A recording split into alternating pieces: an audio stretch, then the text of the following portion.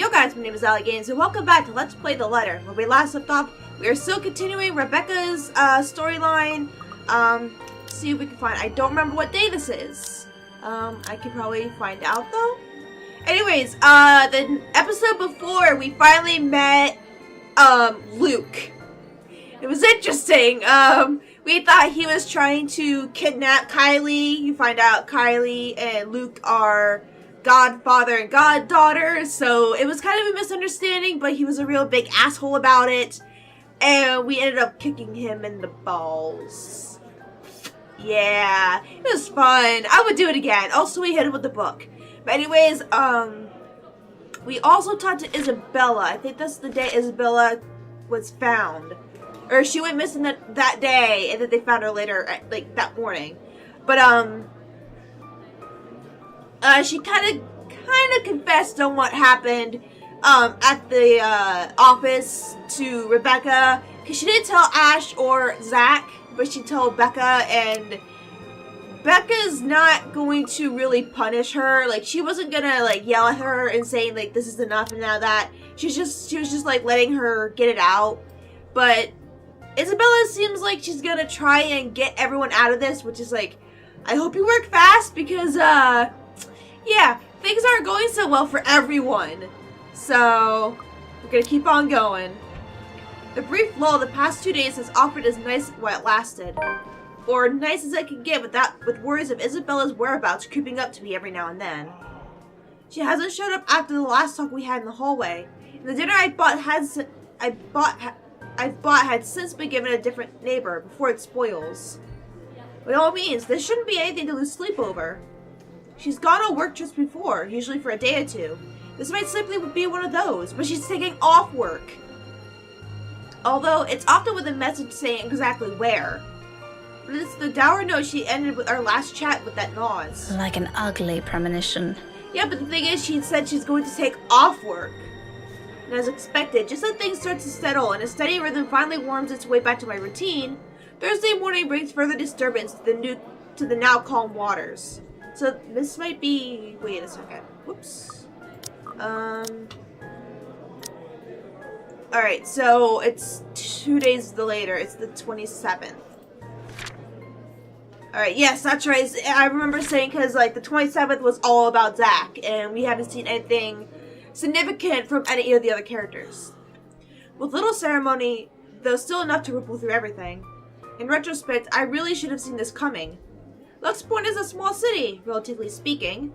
Compared to, say, London or Glasgow, it's nothing but a tiny mass of land boasting a mere population of 68,000. That's a lot. But those numbers alone are nothing to scoff at when standing in a busy street. If you pay close attention,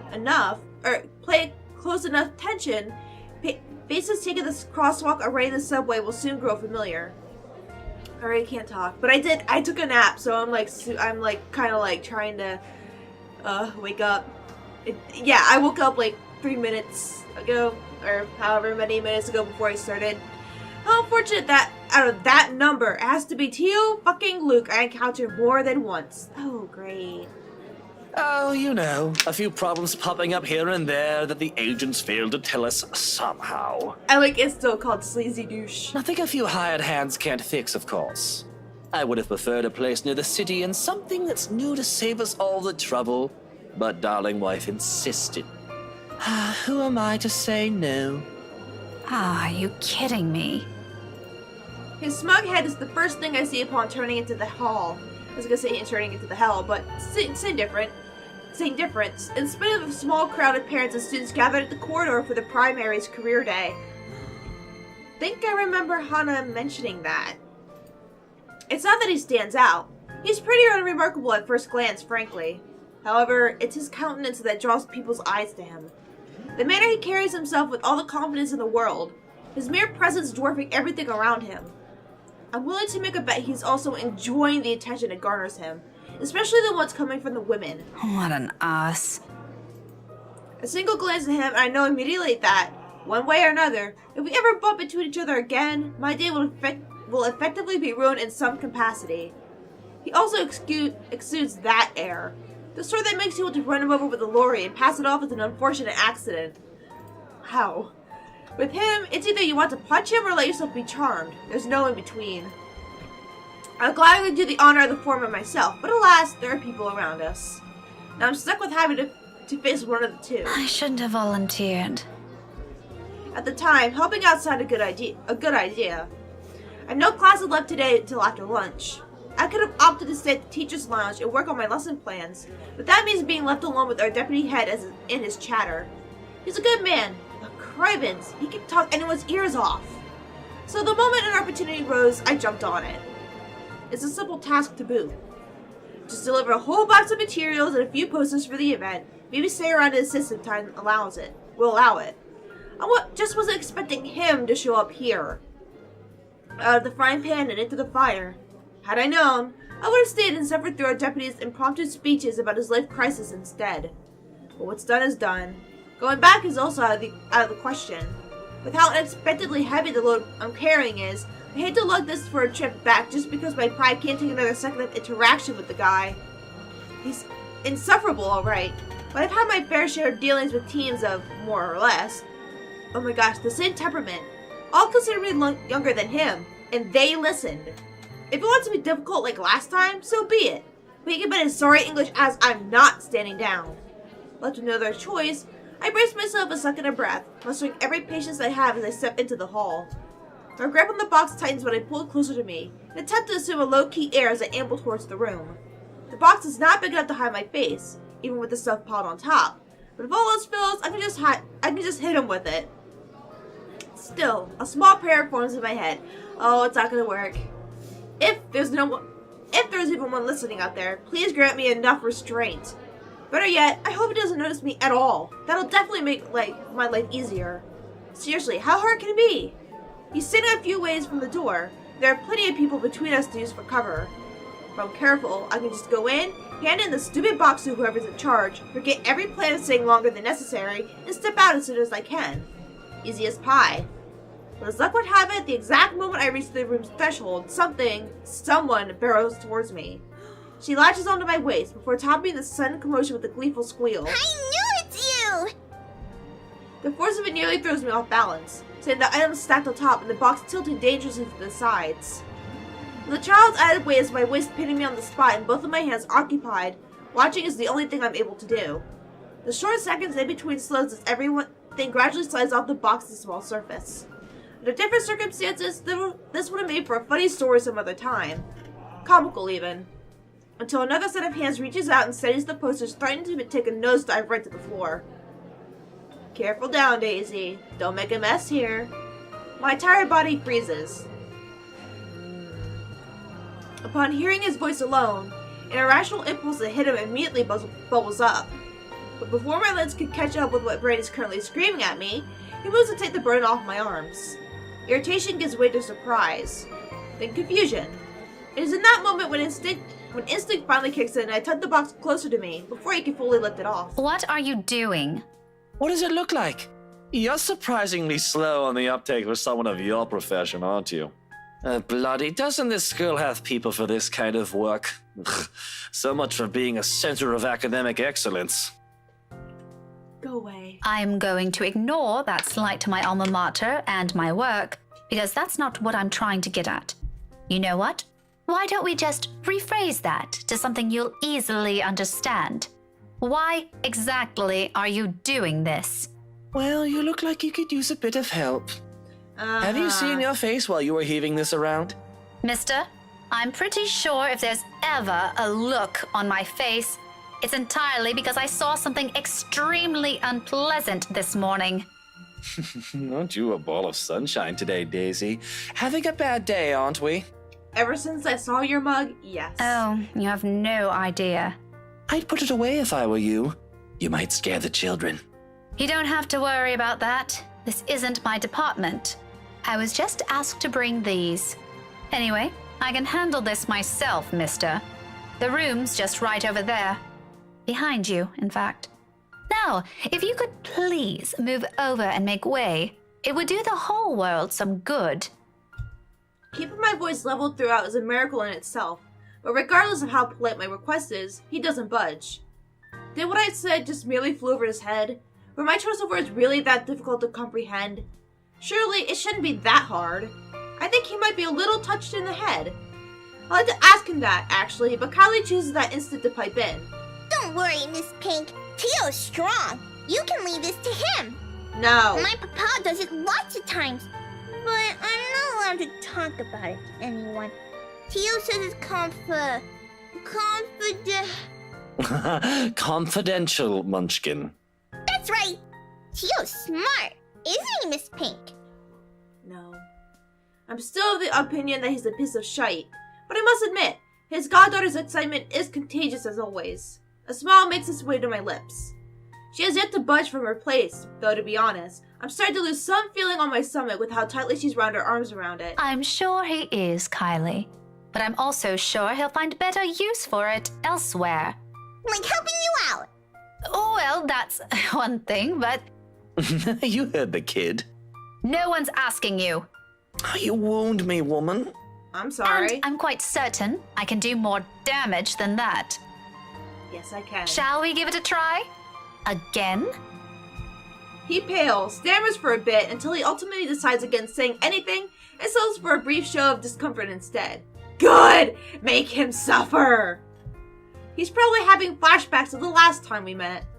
His composure, when he finally regains some of his bearings, says it all. It's nothing short of hilarious if I do say so myself. I'll have you know that threats never work on me, Daisy. Not in a million years, not ever. You're assuming it's a threat. How cute. That too. I'm not scared of you. Just because you landed You a sure? hit. Do go 2 hits, on. actually. Keep telling yourself that. It was a fluke, you hear? I was caught off guard and your damn book left a dent. If I end up in a hospital because of what you did, I'm sending the chief of Luxburn Police after you, woman. You don't say. Just give me that bloody box. He snatches it out of my arms before a single word of protest exits my mouth and quickly disappears behind the classroom. Not that it matters who brings it in now. My prior irritation has already melted into amusement. He's not so bad once you figured out how his temperament works. It's almost similar to a child. Though, I still have to ask. Kylie, did your Tio eat something bad before coming here? He's unusually nice today. A far-fetched idea, I know. But it's the only reason I can think of why this arsehole is suddenly acting like a decent human when he's, quite frankly, far from being. First and foremost, we didn't end our last meeting on a good note. If I were him, I'd avoid the very person who put a dent in his skull, as he so aptly put it. Why is he acting friendly 2 days later? He always is. But I made him promise to be extra nice to you since you helped me so much. I think you're gonna be great friends. I doubt it, Kylie. I highly doubt it. I quickly summoned the urge to groan loudly or gag at that. He's the last person I'd ever want to be chummy with in this whole city. But Kylie doesn't need to know that. Are you sure it's not something he ate during breakfast? I gave him some jelly babies this morning. Really brought me lots of them. Mama said I should share, so I offered half of it to Tio when he picked me up. He likes the black ones. Oh, that's probably why he's weird. Jelly baby overdose. He could have done everyone a favor and choked on them while he's at Do it. you want some? I've got more. I couldn't find Melody or Takako this morning, but I'm sure they'll be fine sharing some of it with you. No, I'm not really very fond of them. I was just asking. Oh, where's your mum, by the way? Out of town with Papa. An unexpected pang hits me at her words. The statement, though innocent enough, unearths a whole chunk of memories from childhood. So eerily familiar. Nights spent eating dinners alone, the number of days coming home to an empty house growing with each passing year. And sometimes, several Christmas Eves spent with relatives instead of my own family. Damn! Seriously, no, you make time for your kid! Holy shit, man! It's too late to think about it now, but when I remember, the dull ache is still there. Familiar, though lessened by the years now. Beside me, Kylie takes a step back, having gotten tired of clinging to me. There's nothing but cheer in her. She doesn't seem too affected by the fact. Although it makes me wonder how much of it's real, and how much is there to mask the loneliness, if there's even one. What a lucky child. Weren't they informed of career day beforehand? Yeah, I told them all about it. Mama was looking forward to it. And they still left? Uh-huh. It's important business, so it can't be helped. They promised to tell me about it when they come back tomorrow, though. Papa said he'll give me a gift if I behave. I've been a good girl, right, Miss Pink? You always are.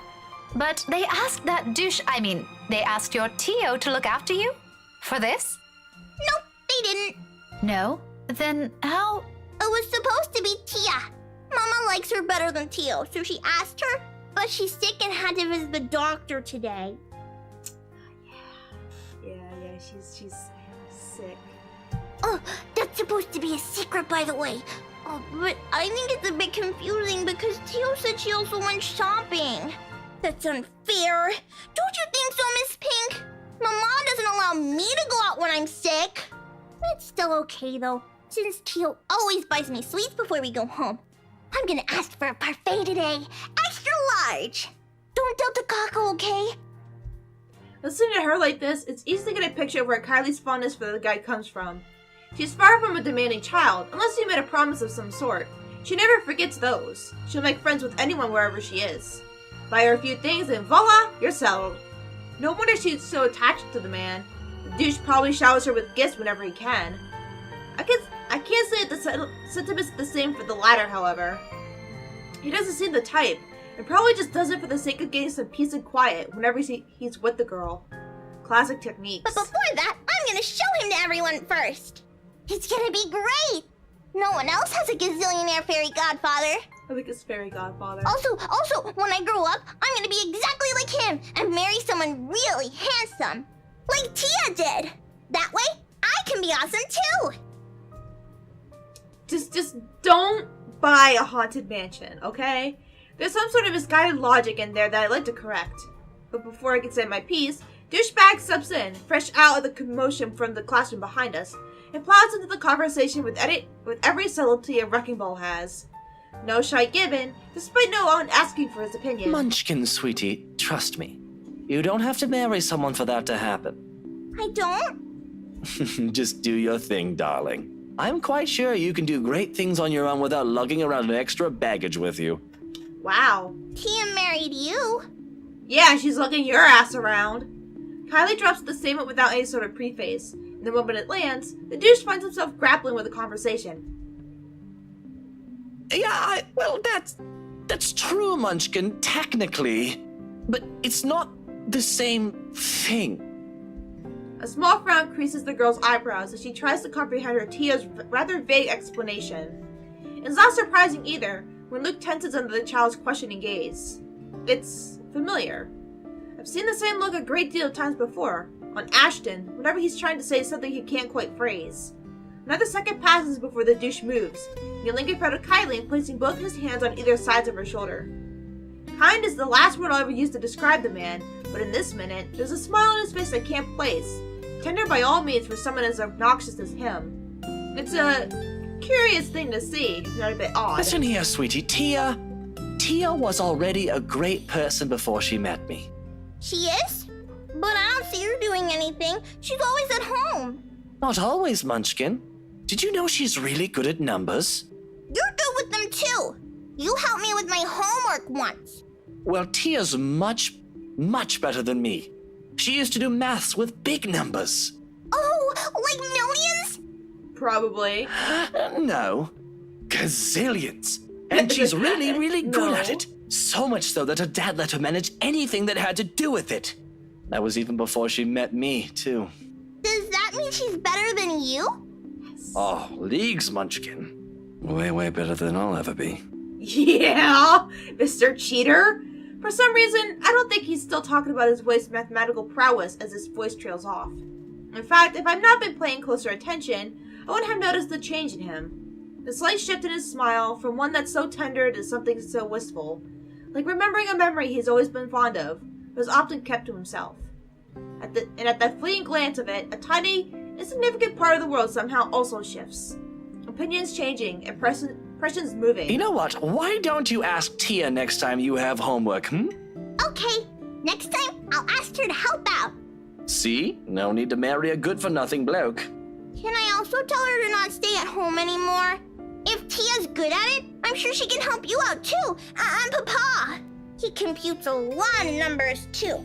Tia can help him. You go do that. I'm sure she'll love to hear it, Munchkin, even if it's been a while since. Another silence from him. Then, without missing a beat, he turns Kylie around and lightly pats her shoulder, a gesture to end their conversation right here and there. Probably before he can say other things he's never intended to say, or a child is not meant to hear. But off you go first. I think I saw your friend run off to the other classroom. The one with the pigtails? Go say hi to her. You still have those jelly babies to give her, yes? All right. But wait for me, okay? I've got loads more to show you.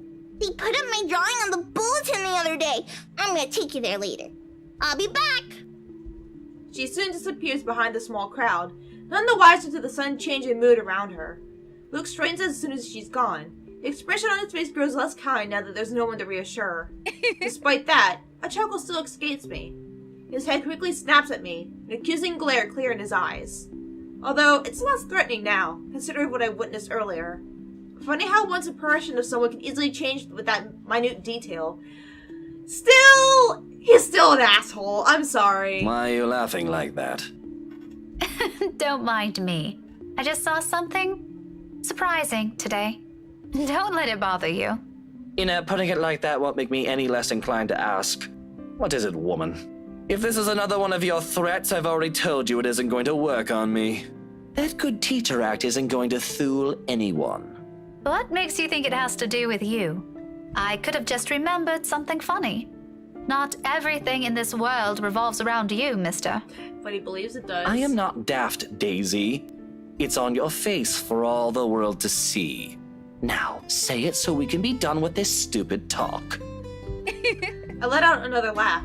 More to delay than to express any sort of amusement over the matter. In truth, I don't know where to start. One wrong move, one wrong word, and I might offend the man. He's child enough for that, even if what I'm about to say are just mere honest observations. I don't want to be nice to him. I don't like being nice to him. You're good at handling her. And went back up, yay. Oh well, regardless of how he reacts, it's not like it'll have an impact on anything between us. I have no plans to get too friendly with the man, though he might have some good points. Emphasis on might. The best treatment I can hope myself is to give him is to stop thinking him as a sleazy douche. Besides, after seeing that look on him, I figure someone like him can use a little compliment here and there. He probably doesn't get it much considering how coarse his own language can get. Can't you act a wee bit polite for even a second of your life? It won't kill you. You'll easily get answers that way, you know? Instead of demanding things from people like a temperamental man-child. I'll be nice when I want to be, woman. Don't tell me what to do. I love he says woman. It's like... And here I was just thinking how you're doing a brilliant job as Kylie's guardian. Was I mistaken? Was I mistaken? What? Sorry, I didn't catch that. Stop playing dumb. I hate to admit it, but you actually seem to be good with kids. Possibly even better than most of the teachers here. Except it's too late. What do you know? I've expected him to just take it all in, bloat his ego more, and even brag about it. Instead, what I get from him is a sound resembling a squawk. Or maybe that's him choking on his own pride? I can't tell about the hubbub surrounding us. But when I glance at him, only a mortified expression is on his face. No. No? You should be proud of yourself. At least there's this one good thing about you. Isn't that nice to hear? Pretty sure not a lot of compliments get thrown around about you, knowing how you are. There are a lot of good things about me, Daisy. Well, there isn't. My hair, for one. There's also my extraordinary good looks. Wax lyrical about those all you want. I'd be happy to hear it any day. Nah. Praise anything about me but that. What is so repulsive about it? Even Kylie likes you. Shouldn't that tell you anything about yourself?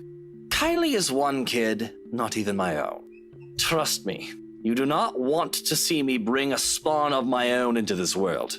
This will be an abomination. Is that what you keep telling yourself? Maybe. Is it any of your business? No. But if I didn't know any better, I'd say this is because you yourself think you're a little piece of shite and somehow it'll pass on. It doesn't work like that, by the way. The lash mark just came out. There might be a sliver of truth in it, but I shouldn't have phrased it like that. Even for my own standards of the kind of person I'm talking to, it's still quite rude. An apology is already at my throat, but the minute I open my mouth, all of what I've prepared to say dissipates. Lost in the moment in front of me. He has turned gaze outside, staring at some point past the buildings, blocking the view of the sky, equally lost in his thoughts. He's a vexing man under so many standards. However, in this moment, the morning light streaming from the window lends his features a certain air. Softer, less severe than what he often flaunts. I might as well be looking at a different man. There's a tender note in his voice when he finds it. The words muttered under his breath, not intended for anyone but himself. Nevertheless, it reaches my ears, unintentional as it may be. You're right. She deserves someone far better than me.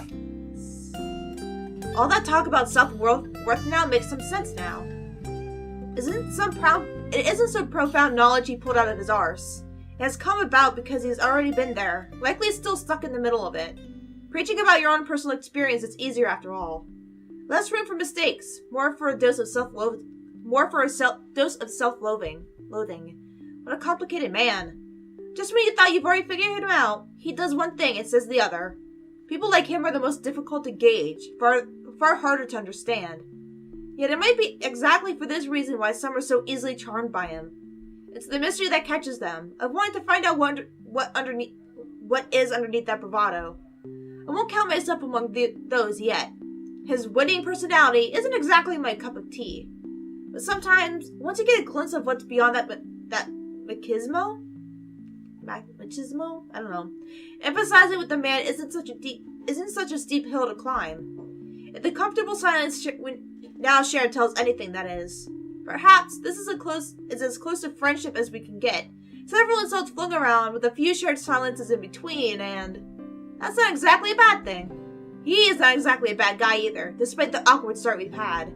Maybe it's for this conversation that I can't resist throwing in a little comment to lift his mood before leaving him. You know, Luke, you're not such a bad person. You don't know. Is that supposed to make me feel better? I'm touched, Daisy. Take it how you will, but a little attitude change would help. A lot. Bollocks. Right, of course. Let me know when you're done with your lecture, ma'am. And you can probably start by not leaving your wife out while you're having some quality time with your goddaughter. Who knows? Maybe that'll help change how the child sees her. Where did you even get the idea I'm leaving my wife out? Have you ever even met? No, but I did see her with you two last time. His indifferent expression quickly dissolves into a confused scowl, while I met it with matching perplexity. It has only been 2 days. Surely his memory isn't that bad. What? When was Oh, this? in the car. At the cafe, after you left. She was sitting right beside you. Kylie was at the back and you were driving. Daisy, are you sure you haven't accidentally hit yourself with your own book? Because that damn thing's quite thick, and I'm really getting worried about you.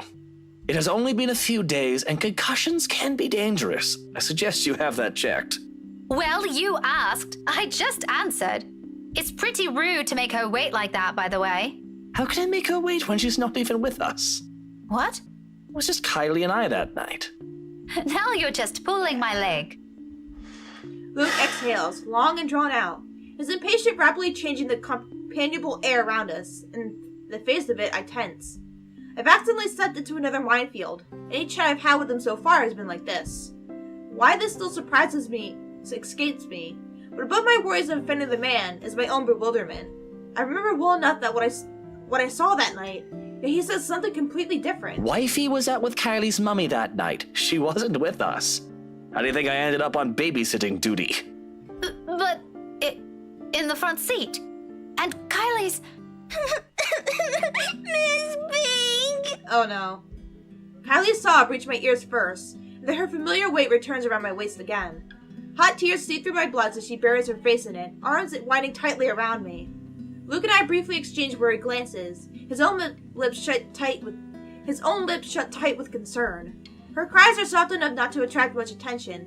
Most of the visitors have been ushered inside the rooms by now anyway. Those that still linger, though, watches our little group with great interest and concern. If I don't get a better handle of the situation, I have a feeling Luke will start yelling at everyone soon. Kneeling, I gently pull the girl away from me, cupping her face and wiping away tears, creating little trails on her cheeks. Her mouth is drawn into a miserable pout when she peers up at me. All right, Kylie. Calm down. What happened? It's my friend. That's a little too vague, Munchkin. Let her speak, Luke. Who is it, Kylie? Melody? Or was it the other one? Yeah. Did the two of you fight? She nods, then immediately clams up after, letting her sobs communicate the story instead, or as much as her shaking shoulders can tell me. Right behind me, Luke gives a nervous huff while he shifts on his feet. He must not be used to handling children crying. What a wuss. Sweetie, I won't be able to help you if you don't tell me what happened. Seconds pass before she responds again. The tears are already gone when she finally musters the strength to talk, her cries subsiding to mere sniffles. I wanted to give her the rest of the jelly babies, but she won't come out. Where? Where is she? In the little girl's room. Something like this. Is she still there? Another nod. She won't say what's wrong. I kept asking her, but she told me to go away. Is she like gonna pull a Kylie from Zach's story, where she like when he turned around and she was like creepy ghost face? Career Day's going to start soon. I saw the prizes Miss Alice will give us for good. She's gonna miss it. Is that what you told her? Yeah, she won't listen. She won't even take the jelly babies. After I saved it for her too. Tia Luke wanted to eat the red ones, but I told him it's not for him. Miss Pink, can you talk to her? I'm scared. Tell her to come out. And I'm really upset with her.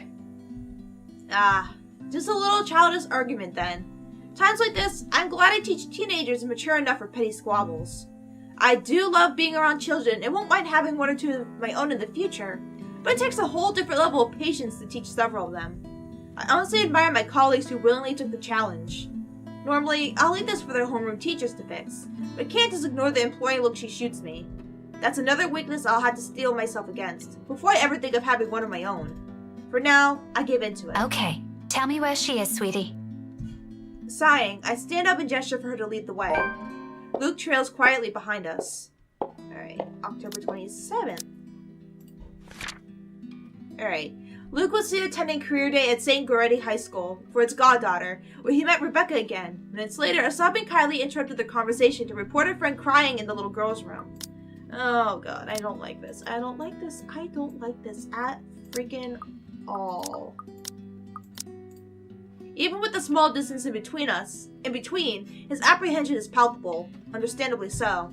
No one wants to be caught in the middle of a children's squat, or spat. I was gonna say squat. But in the end, this is all just a part of my job. I can't just shy away from it, can I? Yeah, it's like you're still even if you didn't know who she was, you're still a teacher. So I mean, Kylie escorts us to an adjacent hall. At this hour, the corridors and the rooms lining its sides are empty. Save for the gentle rustling of leaves, the twitting birds outside, the tapping of her foot against the floor, the whole area stays eerily quiet. Not unusual, though. This is the part of the building reserved for club activities at the end of the school day, and with the rest of the school busy with another event, it's only natural for it to be this deserted. Come afternoon, right after class, it'll once again be filled with people. For the time being, I focus on the toilets at the far end, heading straight for it. Luke stays behind, opting to wait for the end of this drama instead, obviously not wanting to deal with another person's kid. Meanwhile, Kylie follows right after me, unusually silent as we approach the ladies' room. Sometime before we made the turn into his hallway. Into his hallway? I think that into this hallway. She stopped sniffling and started singing a tune under her breath. London Bridge is falling down, falling down, falling down. London Bridge is Probably falling to brace her, calm down, herself, or maybe this is a way of preparing to pull her friend out of her sulk. It certainly reminds me of another person. I make no remarks on it, however. It's all part of growing up, they say. Let her learn. The door's slightly ajar when we get to it, and from inside, the sobs of a girl echo weakly, barely audible even in this kind of hush. It turns out Kylie's not the only one upset about this. Despite the situation, a smile forms in my lips as I call out to her friend. Hello? Hello there? You're Kylie's friend, aren't you? Melody, is it? She's looking for you. Children can be so amusing sometimes. Granted, they can be exasperating, especially around this age, but the endearing things about them outweigh those. All you need is enough level of patience. Career day's about to start, too. You'll have to come out. or you're going to be really late for it. Miss Alice won't be happy if one of her kids isn't there. I heard she brought little gifts for everyone who'll behave. Don't you want to receive one? However, her cries show no sign of abating. They only grow louder. Not close to a wail. Alarming regardless. Are you okay? From where I'm standing, it sounds almost like she's in some kind of pain, and it's not impossible. They do that at times, hiding what ails them for fear of a reprimand. If it's like that, coaxing her out might be useless. It also makes sense why she chose the loo furthest from their classroom. Wasting no time, I gesture for Kylie to wait and amble towards the door calmly, so I don't alarm her. No! At the same time, a distinct sense of deja vu hits me. I've been in this position before, behind a door, with someone crying on the other side. My calls ignored as their cries grow into a wail. Just this past week, actually. Even so, being in the same situation before doesn't bring any comfort. I'm putting up for the child beside me. Is the thick undercurrent of worry trickling into my stomach. I take one last breath when I nudge open the door. It all happens in the span of a second. I don't make it past 2 steps into the room. Her cries abruptly stop. Light footsteps shuffle behind me, coming to a halt at the door. My heart skips a beat. When I turn... Kylie? Ah, no! Miss Pink? Miss Pink? Why didn't you help her? My whole body becomes motionless at the sight of her. Words catching in my throat and heart pounding rapidly against my chest. This is Kylie. I'm sure of it. Yet nothing in the manner she speaks, or the way she tilts her head in question carries the youthful, innocent vibe she always brings with her. As if I'm merely looking at a dead, hollow imitation of the child. Can't you hear her? She's asking for your help. But it's not those that trigger a memory. It's those chilling eyes. Calling. Beckoning. Why won't you listen to her? 'Cause she scares me! All at once, the memory returns to me. A tide that has receded and now returns to shore with an overwhelming force, carrying images of a single moment from days ago. Of a world passing by in a blur and of features I could barely discern under the little light there was. Not even a week has passed. In this minute, like keep my eyes trained on the child before me, they return with such unbearable clarity. There are no horrid wounds this time, no blood streaming down a pale face. Thank heavens. Just lips contorted into a small, twisted smile. They brim with venom I never expected to see in a child, sending tiny pinpricks of dread crawling up my limbs and winding up my neck. You're a bad person. People like you deserve to die. I can't breathe. Those whispers and laughters again. Judging, mocking, taunting. Each scathing word ringing sharp and true against my ears. My throat closes in. My whole body tenses. A chill settles at the tip of my fingers, every digit gone rigid from the cold. With every single draw of breath, any struggle for air or freedom, the coils wrapped around my body tighten, dragging me down. A gradual, torturous descent into another bottomless abyss. On, and on, and on, until I lose touch with myself and the world. Help me! Until darkness claims me and, unexpectedly, a note.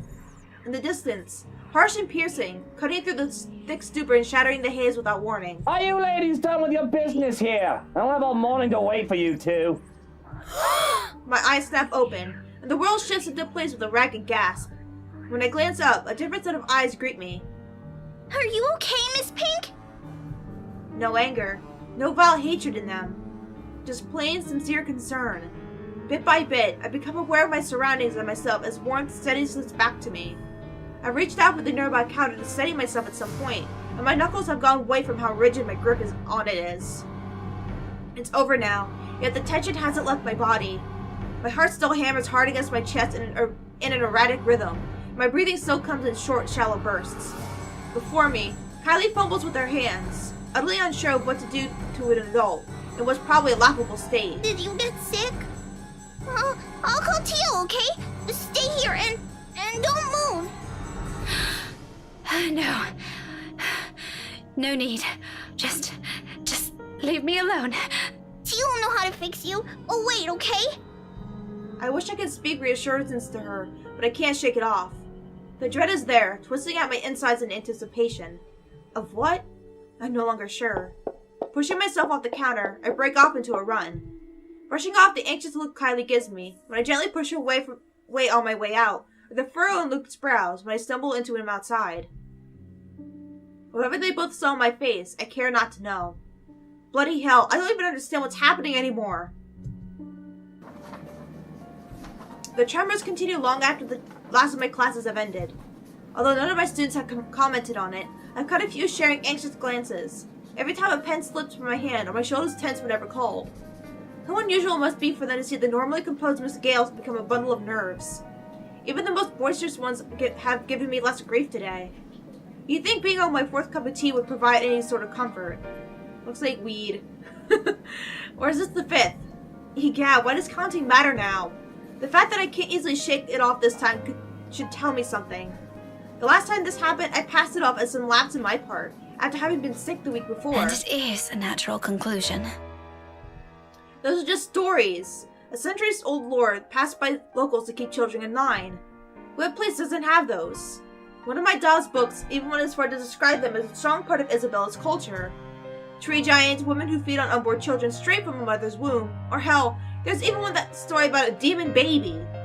All folklore that never had a smidgen of truth in it, most probably told to scare off natives there back in the old days. Much like every other one in every other place. The word is more universal than people care to think. But looking at it from where I'm standing now, after staring right into the eyes of that woman, after all the things I've been hearing and feeling, perhaps there's really more to that bloody letter than some awful Halloween prank. Perhaps Isabella's right all along. A terrible thing if true. Though that thought doesn't linger long, thankfully. Soon the ringing of my mobile takes my attention away from it. An unfamiliar name flashes before me once the screen lights up, and my brows knit together. Marion McCullough. Staring hard at the screen, I try to remember when I entered this person on my contact list. It takes a moment, but then it clicks. My eye zeroes in on that book lying wide open on my table. Okay, so they met already. Loaned out from the library almost a week ago. I met the woman there by sheer coincidence. A fellow history buff, apparently. We were after the same book, but in the end, she's given it to me, under the condition that I call her once I'm done. To be honest, I'd completely forgotten about it until now, and... well, I haven't really taken a peek at it until today. Normally, I'd be done with the whole volume of this size a few days after taking it out. About 1 or 2, depending on how busy I am. But finding a chance to sit down and read through it has been more difficult lately than I anticipated. One moment, I'm busy simply grading worksheets, attending a movie premiere the next, then someone suddenly invited me out for one reason or another. Days later, a friend stopped showing up in her flat, right after worrying reports pop up in the local news. There simply isn't enough time to breathe and get a grip on things. I have been flipping through the pages of the said book moments ago, though never really reading anything and merely hoping for a distraction. To no avail. My phone gives out another ring, and this time, I do not hesitate to answer. Marianne? Hello! Here I was starting to wonder if it was a bad time to call. Is it? No, not at all. I dismissed my last class a few minutes ago. I'm pretty much free for the rest of the afternoon. Unless something comes up. Is this about last time? The book?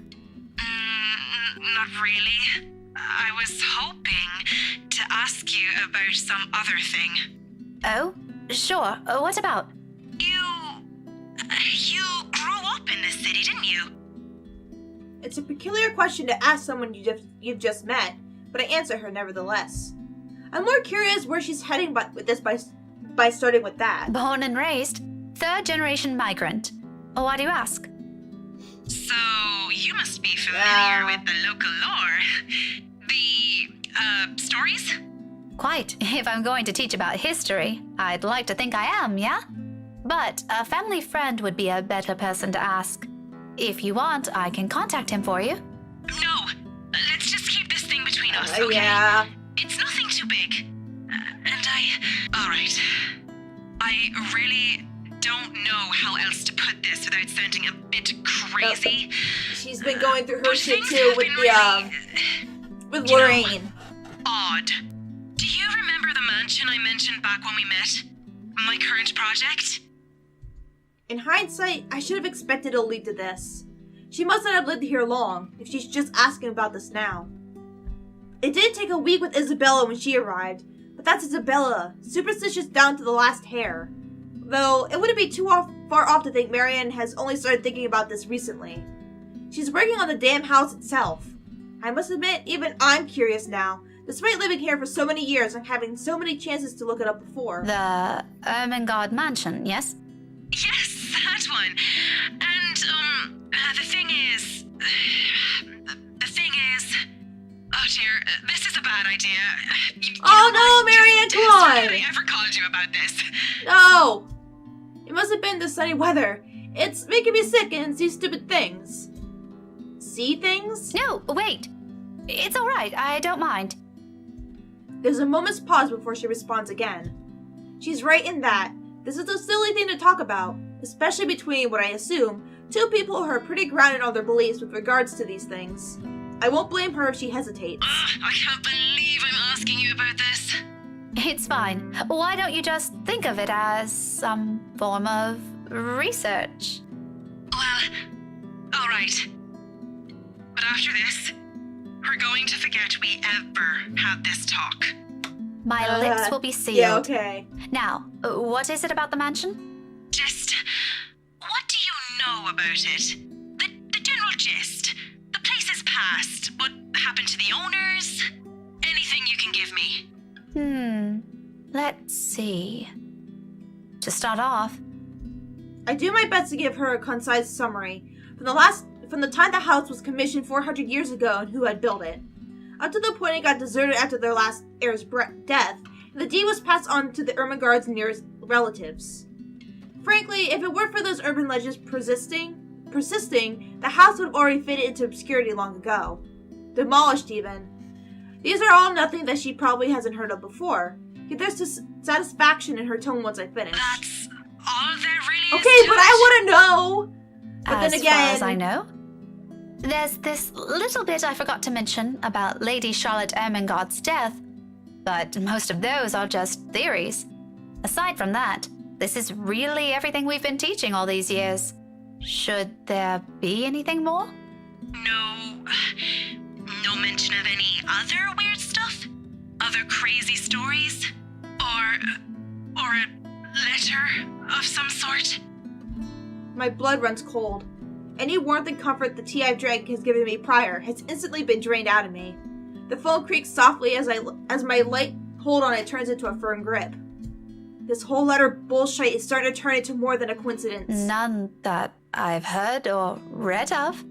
What does a letter have to do with this? A lot. Oh, no. It was just something I came across. Ignore it. Random thoughts, you know? By the way, I need to run. Thanks for answering my questions. She ends the call abruptly with only a quick goodbye, leaving my mind heavy with even more thoughts.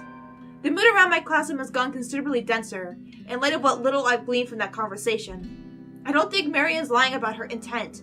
Her interest is genuine, I give her that, but she's left a lot of things out. I get the sense she only asked because something's happening around her too, and if she hadn't mentioned the letter, I probably wouldn't have made the connection. Just what the hell did we get ourselves into? Of course, there's still a lot of confusing details in this. All of these are just assumptions. No concrete conclusion to be formed with what we have. If we want to find out what we're really dealing with, I think Marianne's right. There might be something more to those stories. As absurd as it sounds, the very place that gave us that letter might tell us something beyond what we know. And tomorrow night, I have a few hours of that chance at the housewarming party. Totally not an exciting thought, since the place is privately owned now. You can't just wander around. But it's enough reason to keep the dread at bay, as I step out of the room, ready to put an end to this day. Alright, so... Damn it, Luke, I was gonna end it, because I thought we were actually going home. Alright. After the strange encounter in the little girl's room, Rebecca tried to remain composed throughout her day. As her classes ended, she received a phone call from Marianne McCullough, who asked unusual things about the Ermengarde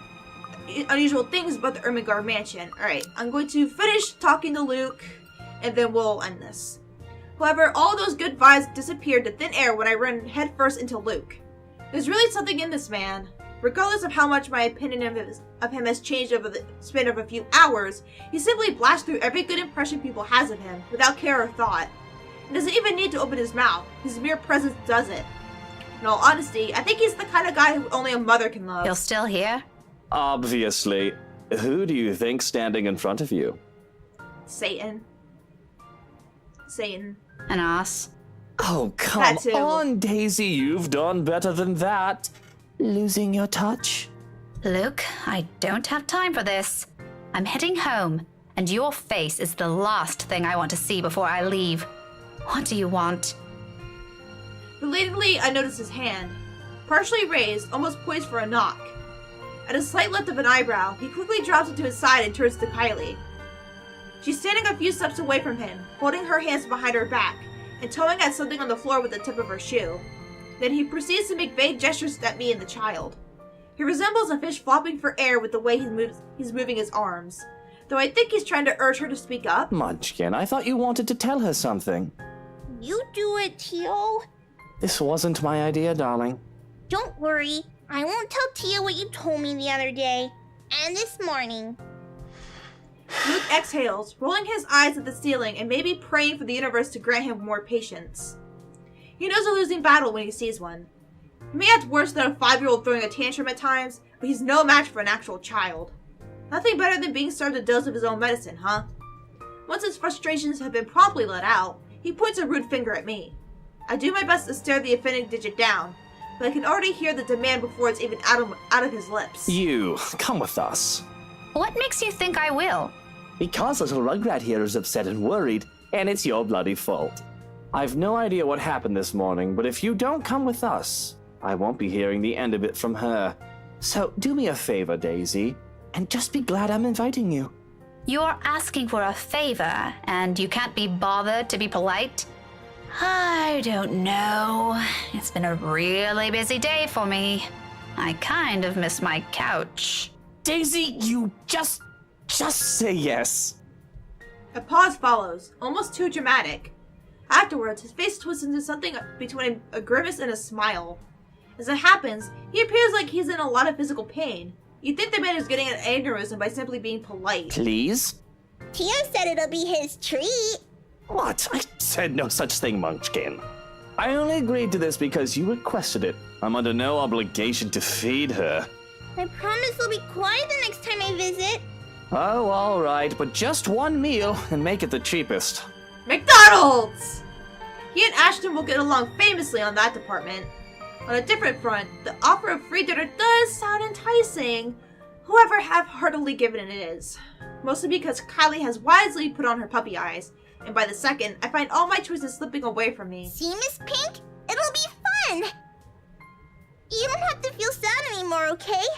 Oh, well, My mobile buzzes from my pocket, cutting me mid-sentence, and for a second, I'm spared from the act of giving an answer I'll regret either way. Fishing the gadget out, I wave a hand at him and excuse myself. The disgruntled expression on Luke's face before I turn away. I'd be lying if I say it didn't amuse me. He's as eager to be done with this as I am, but what can I do? Checking, a message from Ashton shows up. Oh. Hey Becca, I'll be around Salem Well this evening. Need to meet someone in the area. I might have to drop by yours and Isabella's place after. See ya. Just the usual. Unlike what he does to Zachary, Ashton has the decency to let us know when he's dropping by, or he's in the area for some business. From the way it's phrased, it sounds like to be the latter. Either way, I'm glad he's at least aware of that boundary. Not that Isabella's ever going to let him leave the building unscathed, if he ever pulls the same stunt he does with the other man. I cringe to imagine what she'll do to him. Sighing, I slip the gadget back to my pocket. But looking up to see Luke's utter impatience on his face, I now face a different dilemma. The two of them are still waiting, and knowing the kind of person Luke is, this is already a grand gesture of goodwill coming from him. All to please his godchild. His denials aside, it's easy to tell he's really fond of Kylie from his actions alone. I kinda hate to ruin that. Well, Daisy, we're waiting here. On the other hand, there's Ash. His message doesn't exactly imply he's going to wait, or he's expecting me to be there, but there are matters I hope to discuss with him in person, to put it simply. Housewarming party matters. With inviting Isabel out of the question, I only have Zachary and Ashton. Although the former has already made it clear he'll be busy this week, and well, Ashton has been my first choice from the start. Of course it has. Even if he detests attending gatherings like this, it's company that counts. We can be miserable together. But that's the problem, isn't it? He hates them, and it's very likely his answer will be a flat no. I'd rather not hear that. If, by some miracle, he agrees to it, he'll probably be sulking the whole party.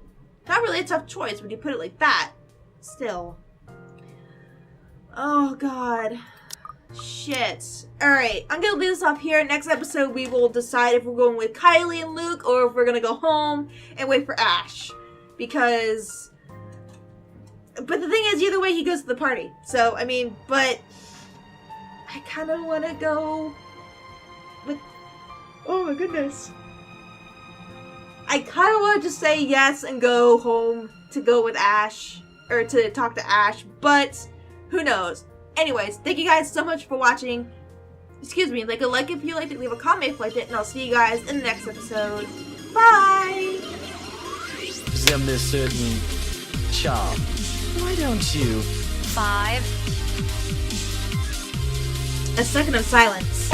So without preamble, my leg moves in one fluid motion when I get nuts and bolts. My leg moves in one fluid motion. It delivers a swift, well-placed kick to his nether region.